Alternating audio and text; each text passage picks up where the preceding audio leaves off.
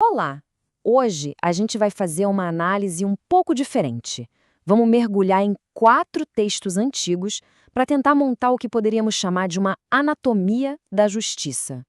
Vamos explorar desde a nossa própria hipocrisia na hora de julgar, até o papel da liderança e da sabedoria na construção de uma sociedade. E para começar, vamos direto ao ponto com uma pergunta que, olha, mexe com todo mundo. Será que a gente julga as outras pessoas de forma justa? Pois é, essa citação do livro de Romanos é forte, né? Ela já joga na nossa cara o grande paradoxo do julgamento.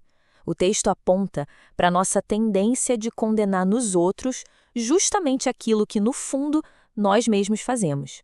E é exatamente isso que nos leva para a nossa primeira parte.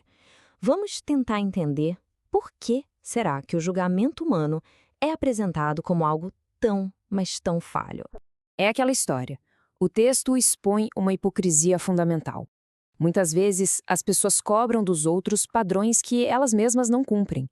E isso acaba criando um ciclo de condenação em que, no fim das contas, ninguém sai inocente. E olha que interessante essa comparação. De um lado, a aparência, o que a gente mostra para o mundo, a alegação de ter a lei, a pose de retidão. E do outro, a realidade nua e crua. Quebrar a lei, cometer os mesmos atos e, talvez o mais importante, os segredos ocultos do coração.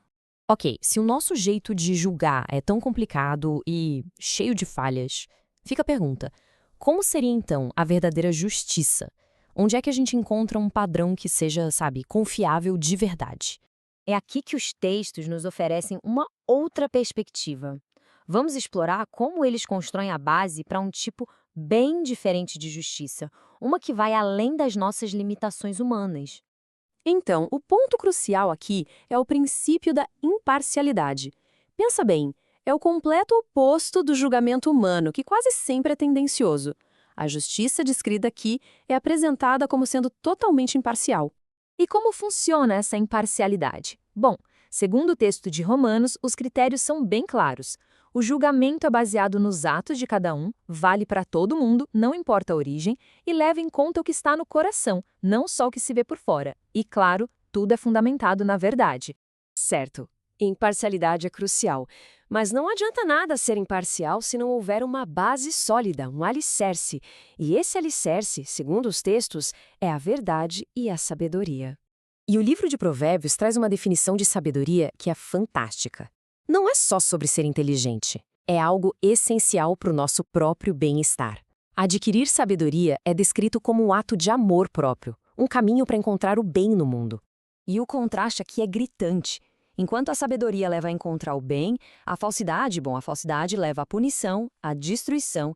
Fica claro que a honestidade é vista aqui como um pilar essencial para uma ordem justa e estável. Ok, tudo isso é muito bonito na teoria, né? Mas como é que esses ideais de justiça e sabedoria se manifestam no mundo real? A resposta que os textos oferecem é através da liderança. E para a gente ver isso na prática, vamos pegar um estudo de caso famoso, a figura do rei Davi, lá em 1 Crônicas.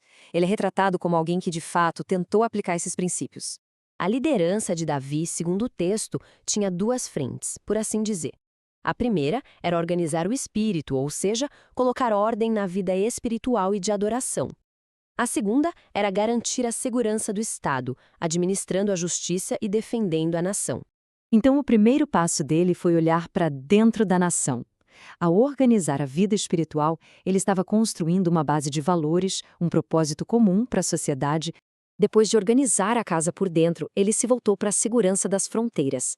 Ao subjugar as ameaças vizinhas, ele estava executando o juízo e garantindo a estabilidade necessária para que a justiça pudesse florescer internamente. E essa frase resume tudo, é o ponto central. Todas as ações dele, tanto as espirituais quanto as militares, são enquadradas como uma coisa só, a administração do juízo e da justiça para todo o povo. Mas a narrativa não para em um líder humano. Os textos apontam para além, em direção a uma fonte suprema de justiça. E é aí que o livro de Salmos eleva o conceito. Ele apresenta a visão de um rei eterno, tirando a ideia de justiça das mãos de um governante temporário e humano, como Davi, e a colocando em um patamar permanente e absoluto. E o objetivo final dessa justiça divina é muito claro. Não é só punir o mal, mas principalmente proteger ativamente os mais vulneráveis da sociedade, como o órfão e o oprimido. Então, juntando todas as peças, surge uma imagem bem completa. A anatomia da justiça começa de dentro para fora. Primeiro reconhecendo nossas próprias falhas, como vimos em Romanos, depois se baseando na imparcialidade e na verdade de Provérbios. Aí ela é aplicada através de uma liderança que organiza e protege, como no caso de Davi. E por fim, sua expressão máxima é a defesa dos mais necessitados, como nos lembra o Salmo. E tudo isso nos deixa com uma pergunta final para reflexão. Num mundo com um julgamento humano tão falho, como é que uma sociedade pode construir uma justiça pública duradoura sem primeiro exigir a integridade privada de seus membros?